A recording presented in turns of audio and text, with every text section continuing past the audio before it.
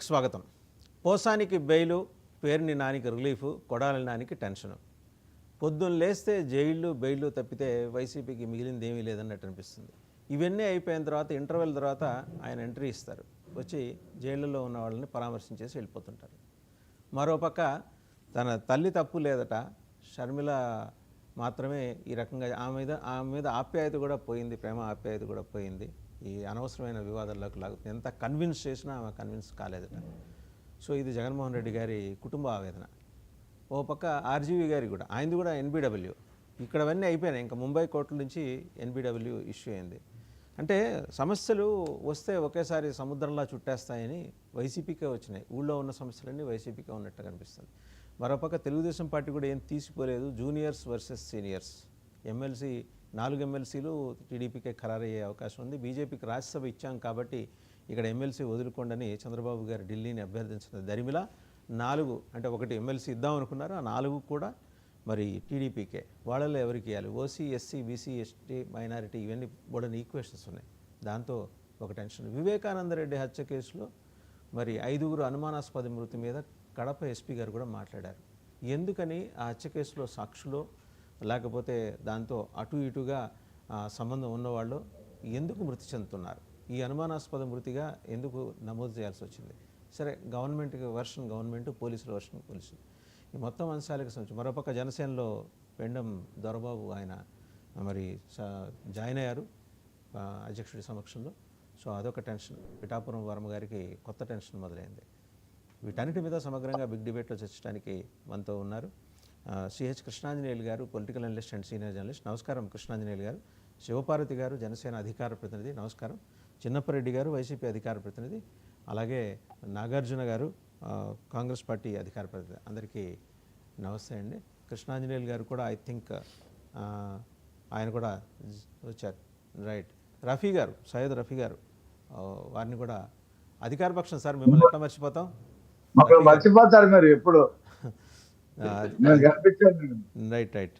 So to start with ఒకసారి రఫీ గారు, ఏంటి నిజంగానే అంటే కడప ఇష్యూలోకి వెళ్దాం సార్, మిగిలిన తర్వాత మాట్లాడదాం. అనుమానాస్పద మృతులు, మరణాలు అని చెప్పేసి కడప ఎస్పీ గారు మాట్లాడారు అక్కడ వివేకానంద రెడ్డి హత్య కేసులో.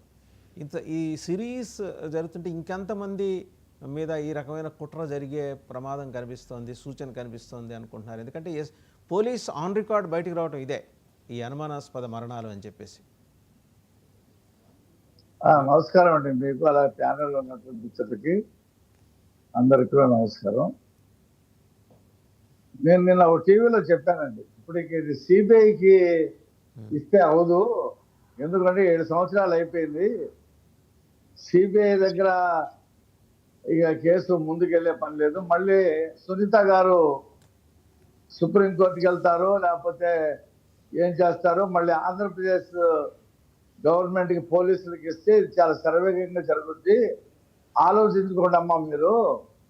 సిబిఐ 7 సంవత్సరాలు అయింది, జగన్మోహన్ రెడ్డి సిబిఐ కేసు 12 సంవత్సరాలు అయింది, ఈడీ కేసు 7 సంవత్సరాలు అయింది. ఇక సిబిఐకి కేంద్రంలో ఉన్నటువంటి ఆ పలుకుబడి అంతా కూడా చూస్తున్నాం కదా, సిరీస్ హత్యలు జరుగుతూ ఉన్నాయి.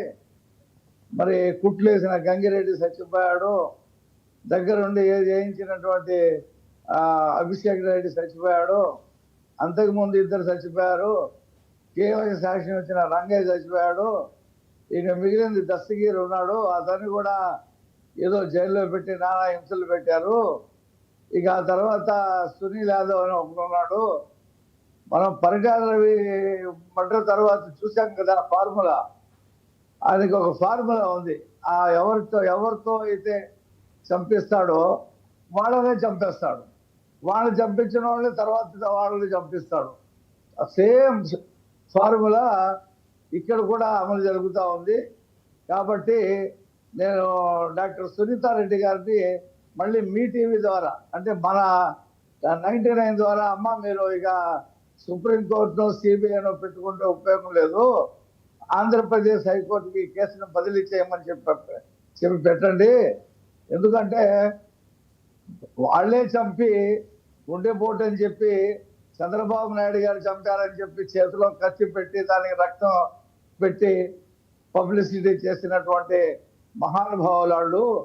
కాబట్టి వాళ్ళు దేన్నైనా ఎంతకైనా తెగిస్తారు.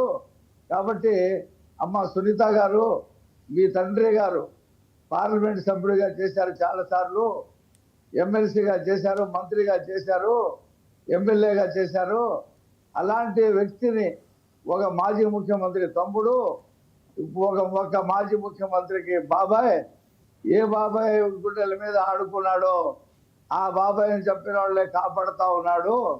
కాబట్టి ఇక మీరు ఢిల్లీ, హైదరాబాదు తిరగకుండా మీరు అమరావతి హైకోర్టులో ఈ కేసు చేసుకుంటే బాగుంటుంది. ఆంధ్రప్రదేశ్ పోలీసు ఒకసారి కడప ఎస్పీ గారు ఏం మాట్లాడారో చూద్దాం. రఫీ గారు, కడప ఎస్పీ గారు దీని మీద కడప ఎస్పీ గారు గట్టిగా ఉన్నాడు కాబట్టి రైట్, ఆయన ఏం మాట్లాడారో చూద్దాం ఒకసారి. అలాగే వివేక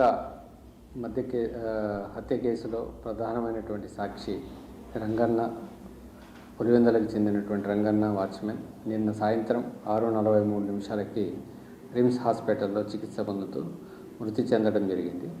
అతని భార్య ఇచ్చినటువంటి కంప్లైంట్ మేరకు కేసు రిజిస్టర్ చేసి దర్యాప్తును కొనసాగించడం జరిగింది. ఆ దర్యాప్తులో భాగంగా ఈరోజు పోస్ట్మార్టం కంప్లీట్ చేయడం జరిగింది.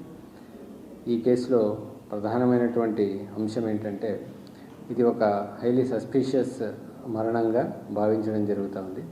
ఇది సామాన్య మరణమా, లేకపోతే ఈ మరణం వెనుక ఏమైనా విషయాలు దాగి ఉన్నాయనేది అనేక కోణాల్లో దర్యాప్తును కొనసాగించడం జరుగుతూ ఉంది. గతంలో కూడా వివేకానంద రెడ్డి గారి హత్య కేసులో ప్రధానమైనటువంటి సాక్షులు ఒక్కొక్కరుగా మరణించడం జరుగుతుంది. ఇప్పటి వరకు రంగన్నతో కలిపి 4 ప్రధాన సాక్షులు విడతల వారీగా మరణించడం జరిగింది.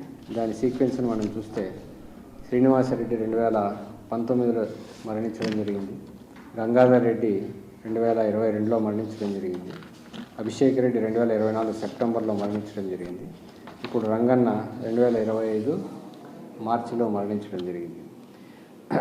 గతంలో కూడా ప్రధానమైనటువంటి సాక్షులు మరణాలు ఏ విధంగా జరిగాయి అనేటటువంటిది ఒక సీక్వెన్స్లో జరిగాయి అనే యాంగిల్లో దర్యాప్తు చేయడం జరుగుతుంది. దీని వెనుక, ఈ ప్రచారాల వెనుక ఎవరున్నారనేది కూడా అన్ని కోణాల్లో విచారించడం జరుగుతుంది. రైట్, కృష్ణాంజనేయులు గారు, ఎస్పీ గారు మాట్లాడిన చూశారు కదా, ఒక sequence chronological order police establish చేసింది. 2019, 22, 24, 25 4 కూడా అనుమానాస్పద మరణాల కిందే పోలీస్ భావిస్తున్నారు. ఒక detail investigation is going on. అది వస్తానండి రఫీ గారు, మీ దగ్గరకు వస్తారు. కృష్ణాంజనేయులు గారు మాట్లాడతారు. వాసుదేవన్ గారు నమస్తే అండి. ప్యానల్ మెంబర్స్ అందరికి కూడా నమస్కారం. వివేకానంద రెడ్డి హత్య కేసుకు సంబంధించినటువంటి వ్యవహారం